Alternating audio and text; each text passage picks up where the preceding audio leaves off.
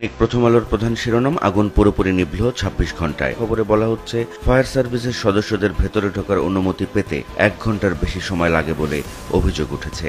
এসব পিআর নিয়ে জামাতের আন্দোলন রাজনৈতিক প্রতারণা, এটি এনসিপির আহ্বায়ক তিনি পোস্ট করেছেন এমনটি, সেটিকে এক কলামের একটি খবর হিসেবে ছাপিয়েছে প্রথম আলো। আরেক ইসলামের বিবৃতিকে ছাপানো হয়েছে শিরোনাম, নাহিদের কাছ থেকে বালখিল্য বক্তব্য জাতি আশা করে না। আদেশে কি থাকবে, ভিত্তি কি হবে ঠিক করছে কমিশন। সরকার চুরির শুরু জাহাজ থেকে। এই খবরে বলা হচ্ছে, তেল মাপা হয় রড ও ফিতা দিয়ে, বাড়ানো কমানো যায় তেলের মিটার, মেশানো হয় কম দামের নিম্নমানের তেল। সাইনবোর্ডে কলেজ, লেখাপড়া নেই। এই খবরে বলা হচ্ছে, এবারের এসএসসি ও সমমানের পরীক্ষায় ২ শতাধিক শিক্ষা প্রতিষ্ঠান থেকে একজন শিক্ষার্থীও পাশ করেনি। অধিকাংশ প্যারিসের লুভর মিউজিয়ামে চুরি। এই খবরে বলা হচ্ছে, ফ্রান্সের রাজধানী প্যারিসের খ্যাতনামা এই মিউজিয়ামে চুরি হয়েছে এবং দিনের আলোয় মাত্র ৭ মিনিটে লুভর থেকে অমূল্য ৮ অলংকার সরিয়ে নিয়েছে চোরেরা। জামাতের উপর হঠাৎ এনসিপির তোপ, বিএনপির প্রতিও বিরাগ। এই সনদে স্বাক্ষর না করতে বলেছিল এনসিপি, বাস্তবায়নের দাবিতে একাই মাঠে থাকবে এখন তারা, এমনটিও বলা হচ্ছে এই খবরে। ২৬ ঘন্টায় নিভল আগুন, ৫ কারণে দেরি। ঢাকাবাজির প্রতিকার চান গাড়ি ব্যবসায়ীরা। সমকাল এই প্রতিবেদনে বলছে, চাঁদার দাবিতে পুরানো ঢাকায় ব্যবসায়ীদের কাছে একের পর এক যাচ্ছে ফোন কল ও খুদে বার্তা। ভার্চুয়াল প্রাইভেট নেটওয়ার্ক ব্যবহার করে তাদেরকে এভাবে হুমকি দিচ্ছে এবং ভয় দেখাচ্ছে। এছাড়াও গাড়ির শোরুমের সামনে হাত বোমা ছোড়ার ঘটনাও ঘটেছে। এসব বিশেষজ্ঞদের নতুন পরামর্শ, সনদ নয়, জুলাই আদেশের উপর গণভোট হবে। বাড়ি ভাড়া ৫% এবং সর্বনিম্ন ২০০০ টাকা হারে বাড়াতে সম্মত হয়েছে সরকার। তবে এ প্রস্তাব প্রত্যাখ্যান করে অনশনে থাকা শিক্ষকরা আজ থেকে আমরণ অনশনে যাচ্ছেন। খবর, ডেঙ্গু নিয়ে ভর্তি রোগীর ২২% শিশু। দেশে খবরে বলা হচ্ছে, ডেঙ্গু কর্নার নেই, মেঝেতে চিকিৎসা চলছে। কোনো কোনো শয্যায় চিকিৎসা নিচ্ছেন ২ জন রোগী। যুগান্তরের প্রধান শিরোনাম, ২৭ ঘন্টা পর নিভল বিমানবন্দরের আগুন, টনক নড়েছে সরকারের। এবার টার্গেট কি পোশাক শিল্প? বাড়ছে নাশকতার সন্দেহ। নতুন বেতন কাঠামোর প্রস্তাব করেছে পে কমিশন। যোগান সর্বোচ্চ ১.৫ লাখ টাকা, সর্বনিম্ন ২৫,০০০। এই আন্দোলনের মুখে বর্ধিত প্রবেশ ফি স্থগিত। চট্টগ্রাম বন্দরে পণ্য পরিবহন শুরু।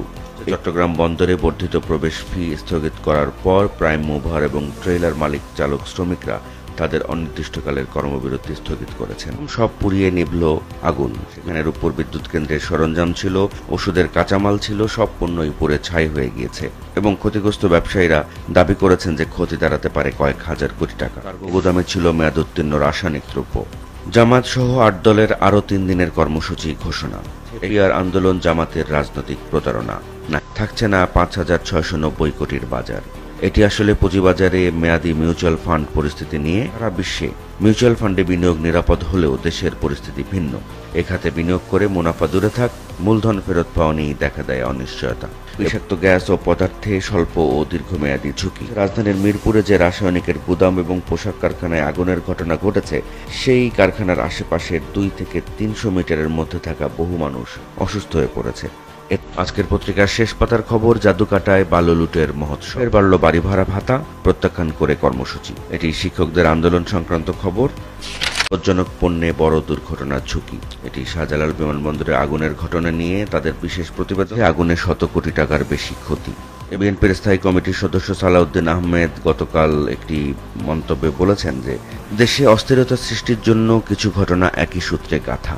তলানিতে পাসপোর্টের মান, ভোগান্তিতে ভ্রমণ পিপাসুরা। ২৫ সালের হেনলি পাসপোর্ট সূচকে ১০৬টি দেশের মধ্যে বাংলাদেশের অবস্থান ১০০তম এবং বিশ্বের ৭ম দুর্বলতম পাসপোর্ট হিসেবে বিবেচিত হচ্ছে বাংলাদেশের পাসপোর্ট। খালি প্লেট হাতে ভুকা মিছিল শিক্ষক কর্মচারীদের। ৫% বাড়ি ভাড়া প্রত্যাখ্যান। চিকিৎসা যন্ত্র সচল কিনা জানতে খরচ হবে ২৯ কোটি টাকা। স্বাস্থ্যসেবা প্রতিষ্ঠানগুলোর ভারী যন্ত্রপাতি সচল আছে কিনা তা জানতে একটি সফটওয়্যার ব্যবহারের পরিকল্পনা করছে স্বাস্থ্য ও পরিবার পরিকল্পনা মন্ত্রণালয় এবং এতে সব পুড়িয়ে ২৭ ঘন্টায় নিভল কার্গো ভিলেজের আগুন। কাল সরকারের সন্দেহ, একের পর এক আগুনে হাত রয়েছে নাশকতাকারীদের। এই নিছক দুর্ঘটনা নাকি আগুন রাজনীতি? এই শিরোনামে তাতে বলা হচ্ছে, গত ১ সপ্তাহে দেশ জুড়ে 3টি বড় আগুনের ঘটনা এখন টক অব দ্য কান্ট্রি। জামাত সহ সমমনা দলগুলোর নতুন কর্মসূচি। এটি পিআর সহ ৫ দাবিতে এমন কর্মসূচি দেওয়া হচ্ছে সেই খবর। সমীকরণে এবার প্রার্থী সাজাচ্ছে বিএনপি।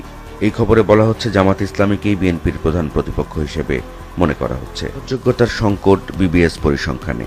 এই পরিসংখ্যান ব্যুরোর যেসব পরিসংখ্যান দেওয়া হয় তার সময় উপযোগিতা এবং সঠিকতা নিয়ে অসন্তুষ্ট উল্লেখযোগ্য সংখ্যক ব্যবহারকারী। বিদেশিদের হাতে যাচ্ছে কক্সবাজার রেল স্টেশন। বাজার স্টেশন পরিচালনার ক্ষমতা নেই রেলওয়ের, এজন্য আন্তর্জাতিক দরপত্র আহ্বানের প্রস্তুতি চলছে এবং 6 তলা স্টেশন ভবনে আবাসিক হোটেল, ফুড কোর্ট, শোরুম, আর্থিক প্রতিষ্ঠান পরিচালনার সুবিধা রয়েছে।